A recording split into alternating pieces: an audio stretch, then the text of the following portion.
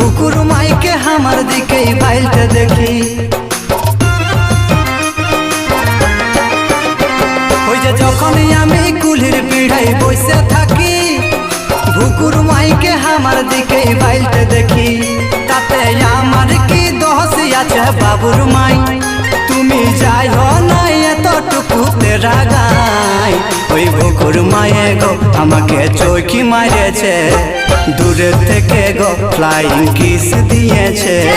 ভুকুর মায়ে গো আমাকে চৌকি মারেছে, দূরে থেকে গো ফ্লাইং কিস দিয়েছে।